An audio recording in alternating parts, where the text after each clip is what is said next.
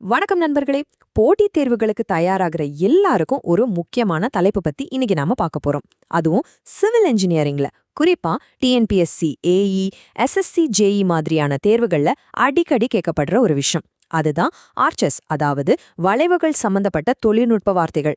இந்த வளைவுகளோட ஒவ்வொரு பாகத்தையும் அதோட டெக்னிக்கல் டெஃபினிஷனையும் ஆழமா தெளிவா புரிஞ்சுக்க போறோம். இது தெரிஞ்சுக்கிட்டா தேர்வுல வர்ற எந்த கேள்வியும் நீங்க மிஸ் பண்ணவே மாட்டீங்க. வாங்க ஆரம்பிக்கலாம். சரி, நம்ம எப்படி போக போறோம்னு ஒரு சின்ன அவுட்லைன் பாத்துரலாம். முதல்ல இந்த டாபிக் எதுக்கு இவ்வளவு முக்கியம்னு புரிஞ்சுப்போம். அப்புறம் ஒரு ஆர்ச்சை அதோட அடித்தளத்துல இருந்து ஆரம்பிச்சு அதோட முக்கியமான ஜாமெட்ரி அளவுகள் என்னென்னு பாப்போம். அதுக்கப்புறம் வளைவோட உடற்கூறியல், அதாவது அதுல என்னென்ன பாகங்கள் இருக்குன்னு பாப்போம். அதுல ரொம்ப முக்கியமான கீஸ்டோனை பத்தி பேசிட்டு கடைசியா ஒரு சின்ன ரிவிஷன் பண்ணி ஒரு கேள்வியோட இந்த செஷனை முடிப்போம். இப்போ நாம பார்க்க போற ஒவ்வொரு டெக்னிக்கல் டேர்மும் உங்களுக்கு தேர்வுல ஒரு நேரடி எம்சிக்யூ கேள்வியா வர வாய்ப்பு இருக்கு. சில சமயம் டெஃபினிஷனை மாத்தி கொடுத்துட்டு எது சரின்னு கேட்பாங்க. அதனால ஒவ்வொரு வார்த்தையும் ரொம்ப கவனமா கேளுங்க. இதுக்கு பதில் என்ன தெரியுமா? நிறைய. ஆமா, டிஎன்பிஎஸ்சி, ஏஇ, எஸ்எஸ்சி, ஜேஇ மாதிரியான எக்ஸாம்ல பேசிக் கான்செப்டை டெஸ்ட் பண்ற மாதிரி நேரடியா டெஃபினிஷனை வச்சுதான் கேள்விகள் வரும். அதனால இந்த வளைவுகள் சம்பந்தப்பட்ட வார்த்தைகளை தெளிவா புரிஞ்சுக்கிட்டீங்கன்னா இந்த ஈஸியான மார்க்ஸை நீங்க நிச்சயம் வாங்கிடலாம். சரி, இப்போ ஆர்ச்சோட அடித்தளத்துக்கு வருவோம். எந்த ஒரு பெரிய கட்டுமானமா இருந்தாலும் அதோட சப்போர்ட்ல இருந்து தான் ஆரம்பிக்கும் இல்லையா? வளைவுகளும் அப்படிதான். இந்த வெர்டிகல் சப்போர்ட்ஸ் இருக்கு இல்லையா, இதை தான் நம்ம பியர் மற்றும் அபாட்மெண்ட்னு சொல்றோம். இப்போ ஒரு நீளமான பாலம் இருக்குன்னு வச்சுக்கோங்களேன், அதுல நிறைய ஆர்ச்சஸ் இருக்கு. அப்போ நடுவுல வர்ற சப்போர்ட்ஸ் எல்லாமே பியர். அதே சமயம் அந்த பாலத்தோட ரெண்டு ஓரத்திலையும், அதாவது கடைசியா வர்ற சப்போர்ட்ஸ் இருக்கு இல்லையா, அதுக்கு பேரு அபாட்மெண்ட். இது ரெண்டும் என்ன பண்ணுதுன்னா ஆர்ச்ல இருந்து வர்ற வெர்டிகல் ஃபோர்ஸையும் கிடைமட்ட உந்துதல், அதாவது ஹாரிசான்டல் த்ரஸ்டையும் தாங்கி பத்திரமா தரைக்கு கொண்டு போகுது. இந்த பியர் அபாட்மெண்ட் வித்தியாசம் ரொம்ப முக்கியம், நல்லா ஞாபகம் வச்சுக்கோங்க. அடுத்து நம்ம பார்க்க போறது இம்போஸ்ட். இது என்னன்னா பியர் அல்லது அபாட்மெண்டோட உச்சியில இருக்கிற ஒரு கல்வரிசை. இது ஒரு தட்டையான சர்ஃபேஸ் கொடுக்கும். இது மேலதான் ஆர்ச்சோட கல்லு வைப்பாங்க.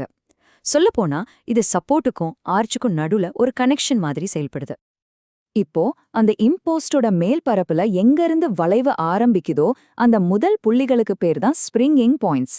ஜாமெட்ரி படி பார்த்தா இந்த பாயிண்ட்ஸ்ல தான் வெர்டிகல் சப்போர்ட் முடிஞ்சு வளைவான கட்டமைப்பு ஸ்டார்ட் ஆகுது. இது தேர்வுல அடிக்கடி கேட்கப்படுற ஒரு வார்த்தை, அதனால இதோட டெஃபினிஷனை தெளிவா புரிஞ்சுக்கோங்க. ஓகே, அடித்தளத்தை பார்த்தாச்சு. இப்போ ஒரு ஆர்ச்சோட வடிவத்தையும் அளவையும் சொல்ற 3 முக்கியமான ஜாமெட்ரிக் டைமென்ஷன்ஸ் பத்தி பாப்போம். இதெல்லாம் கால்குலேஷன்ஸ்க்கும் ஸ்ட்ரக்சரல் அனாலிசிஸ்க்கும் ரொம்ப அடிப்படை. முதல்ல ஸ்பேன். இது ரொம்ப சிம்பிள். ரெண்டு சப்போர்ட்டுக்கும் நடுவுல இருக்கிற தெளிவான கிடைமட்ட தூரம், அதாவது கிளியர் ஹாரிசான்டல் டிஸ்டன்ஸ் தான் ஸ்பேன். ஒரு சப்போர்ட்டோட உள்பக்கத்துல இருந்து இன்னொரு சப்போர்ட்டோட உள்பக்கம் வரைக்கும் உள்ள தூரம்னு சொல்லலாம். இது ஆர்ச்சோட அகலத்தை குறிக்குது. அடுத்து ஸ்ப்ரிங்கிங் லைன். இது ரெண்டு ஸ்ப்ரிங்கிங் பாயிண்ட்டையும் இணைக்கிற ஒரு இமேஜினரி ஹாரிசான்டல் லைன். இது நிஜத்துல ஆர்ச்சோட ஒரு பாகம் கிடையாது. ஆனா ஆர்ச்சோட உயரத்தை அளக்கிறதுக்கு இது ஒரு பேஸ் லைன், அதாவது டேட்டம் லைன் மாதிரி செயல்படுது. இப்போ ரைஸ். இது அந்த ஸ்ப்ரிங்கிங் லைன்ல இருந்து ஆர்ச்சோட உள் வளைவு இருக்கு இல்லையா, அதாவது இன்ட்ராடோஸ், அதோட உச்சி புள்ளி வரைக்கும் இருக்கிற வெர்டிகல் டிஸ்டன்ஸ். சிம்பிளா சொல்லணும்னா இது அந்த ஆர்ச்சோட திறப்போட உயரத்தை குறிக்குது. இந்த ஸ்பேனும் ரைஸும் தான் ஒரு ஆர்ச்சோட வடிவத்தையே தீர்மானிக்கிற ரெண்டு முக்கியமான அளவுகள். அடித்தளம், அளவுகள் இதெல்லாம் பார்த்தாச்சு. இப்போ ஒரு ஆர்ச்சை உருவாக்குற உண்மையான பாகங்கள், அதாவது அதோட அனாட்டமி பத்தி கொஞ்சம் டீட்டெயில்டா பார்ப்போம். ஒவ்வொரு ஆர்ச்சுக்கும் ரெண்டு முக்கியமான வளைந்த சர்ஃபேஸ் இருக்கும்.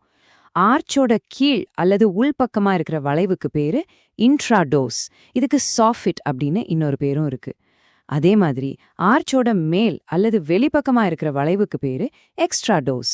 இந்த ரெண்டு வார்த்தைக்கும் உள்ள வித்தியாசம் தேர்வுல அடிக்கடி கேட்கப்படுற ஒரு கேள்வி. ஒரு ஆர்ச்சுங்கிறது ஒரே கல்லால செஞ்சது கிடையாது. அது வூஸ்வார்ஸ்னு சொல்லப்படுற பல ஆப்பு வடிவம், அதாவது வெட் ஷேப்ட் கற்களால ஆனது. இது ஏன் இந்த வடிவத்துல இருக்குன்னா, மேல இருந்து லோடு வரும்போது இந்த ஆப்பு வடிவம் அந்த ஃபோர்ஸ பக்கவாட்ல அடுத்த கல்லுக்கு கடத்தும்.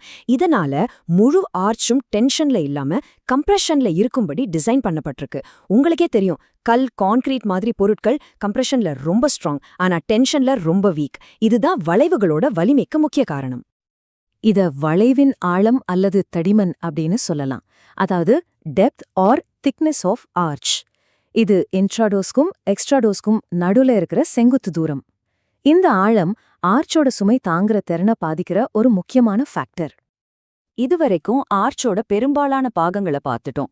ஆனா இது எல்லாத்தையும் ஒன்னா இணைச்சு அந்த அமைப்புக்கு ஒரு முழுமையான ஸ்டெபிலிட்டியை கொடுக்கற ஒரு பாகம் இருக்கு. அதுதான் இதுலயே ரொம்ப முக்கியமானது.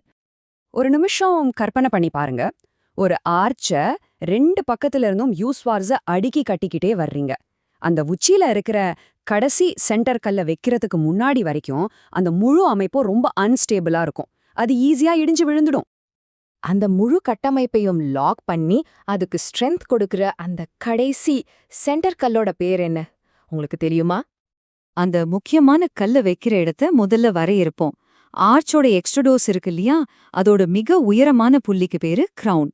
இந்த கிரவுன் பகுதியில தான் அந்த முக்கியமான கல்ல வைப்பாங்க. அதன் பெயர் கீஸ்டோன். இந்த பேரே அதோட வேலையே சொல்லுது பாருங்க. இதெல்லாம் அந்த சிஸ்டமோட கீஸ்டோன், அதாவது சாவி மாதிரி. இந்த கீஸ்டோனை பொருத்தின உடனேயே அது 2 பக்கமும் இருக்கிற வூஸ்வார்ட்ஸையும் அழுத்தி முழு ஆர்ச்சியும் டைட்டா லாக் பண்ணி பியூர் கம்ப்ரெஷன் ஸ்டேட்டுக்கு கொண்டு வந்துடும். இதனால கட்டமைப்பு ரொம்ப ஸ்டேபிளாவும் ஸ்ட்ராங்காவும் மாறிடும். அருமை! இப்போ வளைவோட எல்லா முக்கிய பாகங்களையும் நம்ம கத்துக்கிட்டோம். வாங்க, தேர்வு கண்ணோட்டத்துல ரொம்ப முக்கியமான இந்த வார்த்தைகள் எல்லாம் ஒரு தடவை வேகமா ரிவைஸ் பண்ணிடலாம். இந்த 7 வார்த்தைகள் தான் வளைவுகளோட அடிப்படை. இத சும்மா மனப்பாடம் பண்றதோட நிறுத்திக்காம ஒவ்வொரு வார்த்தையோட டெஃபினிஷனையும் அதோட வேலையும் உங்களால விளக்க முடிஞ்சதுன்னா நீங்க தேர்வுக்கு முழுமையா தயாராயிட்டீங்கன்னு அர்த்தம். கடைசியா உங்க புரிதலை டெஸ்ட் பண்ண ஒரு கேள்வி. ஒரு சரியான அரைவட்ட வளைவு, அதாவது செமி சர்க்குலர் ஆர்ச்சோட ஸ்பேன் 10 மீட்டர்னா அதோட ரைஸ் எவ்ளோ இருக்கும்? ஒரு அரைவட்டத்தோட ஜியாமெட்ரி பண்புகளையும் நம்ம இப்போ கத்துக்கிட்ட டெஃபினிஷன்ஸையும் வச்சு யோசிச்சு பாருங்க. இது மாதிரி அப்ளிகேஷன் கேள்விகள் உங்க கான்செப்டை இன்னும் தெளிவாக்கும். உங்க பதில்களை யோசிங்க. அடுத்த விளக்கத்துல சந்திப்போம்.